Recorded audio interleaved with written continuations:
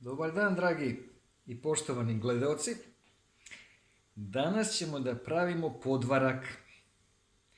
Treba će nam kiseli kupus, to ima prilike 1 kilogram kiselog kupusa ribanca. A možete i vi sami da iseckate kupus. Mada je jednostavnije da se uzme ovaj ribanac. Treba će nam svinjska mast. Znači lepa svinjska mast, ovo je od manguljice, ona je čak i lekovita. I mesa.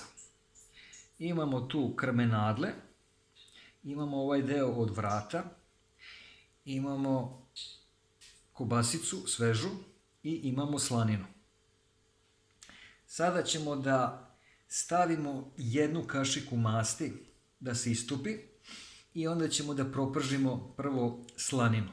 Nećemo mnogo masti stavljati zato što će slanina da otpusti dosta masnoće. Znači 1 kašika masti i onda stavljamo slaninu da se proprži. Evo, mast se već istopila, stavio sam 1 kašiku, što je dovoljno. Sada ćemo da ubacimo slaninicu. Evo, slanenica se lepo prži i otpušta masnoću. Sad ćemo da prevrnemo, vidite kako lepo porumenila sa ove strane.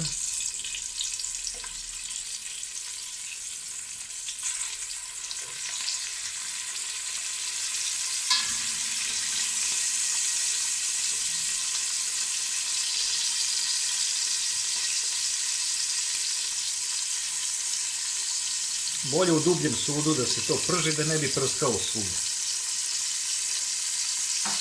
Sad ćemo da ubacimo odmah i kobasičice. Ne mora to mnogo da se propržava, zato što će kasnije da se peče u rerni. Samo čisto radi ukusa i da malo otpusti masnoću. A onda ćemo posle da propržimo kupus na tom. Nek se ovo prži još na jedno 5-6 minuta, pa ćemo da izvadimo i da dodamo meso da se proprži.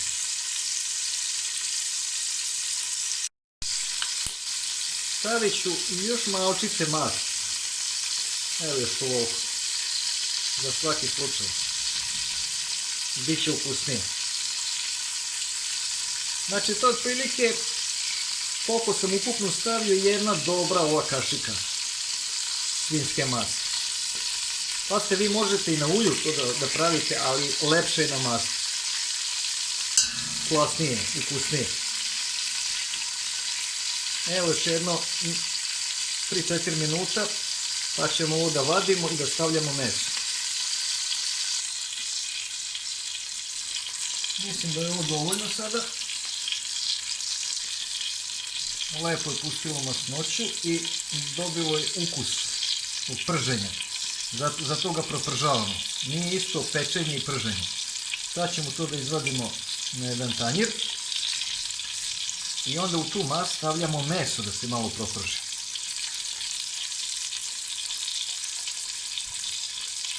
Ako ne koristite slaninu, onda stavite malo više masti. Ako koristite slaninu, onda 1 kašika dobra masti će biti dovoljno.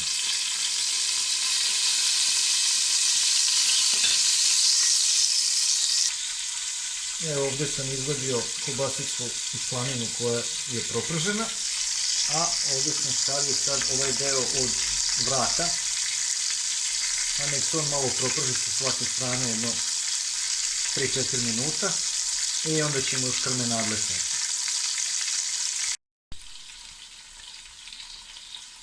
Evo ga, ovaj deo od vrata je propržen, među vremenu sam stavio krmenadle i sad je vreme da ih okrenem. One se lepo krčkaju.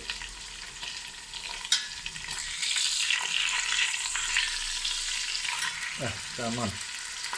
Fino je propržena jedna strana. Ne treba mnogo to da se proprži. Po nekoliko minuta sa svake strane. Tako mislim da je ovo dovoljno. Sad polako da vadimo. Sa ove strane je proprženo.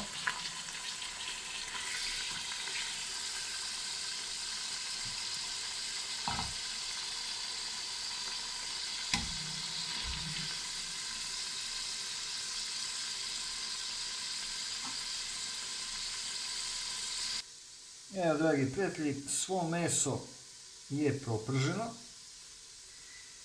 Sada stavljamo kupus da se proprži. Znači, pošto smo izvadili svo meso i propržili, sad stavljamo kupus da se proprži. Evo ovako.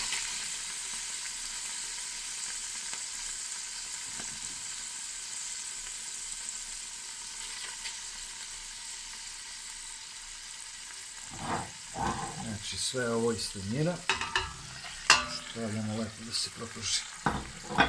Naravno, treba će da se meša varjačom povremeno. Evo, ubacio sam kupus sav i sad samo da ga mešamo. Vodu nemojte dodavati zato što će kupus da otpusti vodu, eventualno možda pola čaše vode ako vidite baš da će da zagori, ali stalno mešajte. Jer poenta je da se kupus ne da se kuva, nego da se proprži. To je osnovna razlika, to sam baš hteo da kažem. To je osnovna razlika između nekih jela sa kiselim kupusom koja se kuvaju, gde se kupus kuva, kao recimo lički kupus, za koji sam nedavno objavio video. To je sasvim drugi način pripreme. Ovo je poenta da se proprži kupus i to daje jelu sasvim drugačiji ukus. Pazite da se razumemo, ukusno je jedno i drugo, ali podvarak je podvarak, a lički kupus je lički kupus, to nisu dva ista jela. Tako da ovdje je poenta na propržavanju mesa, na propržavanju kupusa, a tek onda kasnije ide u rernu da se zapeče. Znači ovo ćemo ovako da mešamo, jedno pola sata, 40 minuta da kupus dobro proprži. A od začina ništa. Ja kupus ne perem od slanoće i od kiselosti, nego ga pustim baš onakav kakav je prirodan. Znači ne stavljam ništa soli, nikakvih začina, ništa vegete, eventualno možda malo bibera u zrnu kasnije. I ništa više. Sve onako prirodno kako treba. Pa vidimo se za jedno 40 minuta. Pa evo, pogledajte, dragi prijatelji, kako je kupus promenio boju. Vidite, sad je on propržen. To je sad sasvim drugačiji izgled kupusa nego kad je kuvan. Znači, pržio se jedno u stalno mešanje, jedno 40 minuta. Mislim da je to dovoljno. Sada ćemo ga istresti u tepsiju i poslagat ćemo meso od gore. Evo ga, stavio sam propržni kupus u tepsiju, stavit ću malo bibera u zrnu i ništa više od začina. Možete staviti običan mleveni biber, ali eto, ovog puta ću da stavim biber u zrnu. To mi se čini nekako sad prikladnije. Evo, ako ćemo to sve lepo da ušuškamo. I onda ćemo da slažemo meso ovo koje smo propržili. Ovako, prvo ovu najveću parčad. To je od vrata. Zatim ove lepe kremenadle.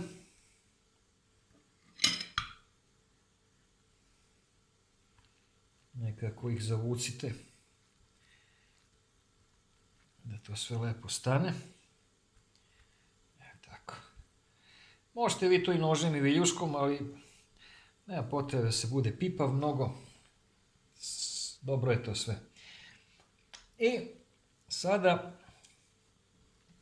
stavljamo, evo ajde viljušku ću da koristim sad. Znači stavljamo kobasicu. gore. Ono što je najmasnije, to stavljamo od gore. Da pusti tu svoju masnoću. I onda ovu lepu slaninu ovako poslažemo. Lepo rasporedimo. Ona će još da pusti svoju masnoću. I ovo što je ostalo malo ovog safta, nećemo to baciti. Isto ovako lepo to stavimo. Tako. Sad je ovo spremno da ide u rernu, da se zapeče. To je sad otprilike jedno 70-80% termički obrađeno. Sad ide onaj finiš, da se zapeče u rerni, dok lepo ne porumeni od gore. To je možda jedno 15-20 minuta na 200 stepeni. I onda će da bude taman fino. Pa vidimo se uskoro. Evo lepo se krčka u rerni, da se zapeče. Ovo jelo je ozbiljnije jelo, tu ima dosta posla. Znači mora da se prlja i šerpa u kojoj se to prvo propržava, a onda posle i ova tepsija. Tako da tu ima dosta posla. Ali se isplati jer je vrlo ukusno jelo. Znači za jedno 15-20 minuta ćemo da vadimo i da jedemo. Pa evo, dragi gledalci, jelo je konačno gotovo i možete vidjeti kako izgleda. To je podvarak, to je onaj pravi. Tu nema bez 2,5 do 3 sata posla, nema dobrog podvarka. Lepo zapečen u rerni. Sad ćemo da ga serviramo. Ajde da se sipa. Ajde, uzet ću ovu krmenadlu. Kobasicu. Slaninu.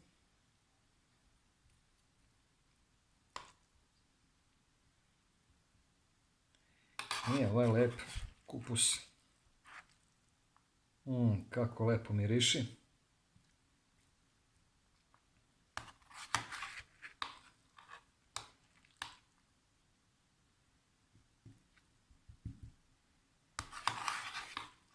Zgodna ova velika kašika za sipanje.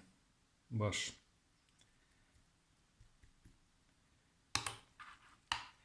Pa sad da se proba. Da vidimo šta smo imali.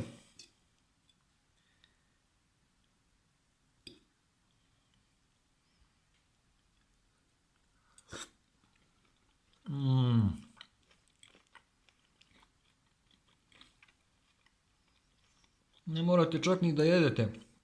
Dovoljno da mirišite ovo jelo pa ćete se najesti od samog mirisa. Malte ne. Evo probamo i kupus.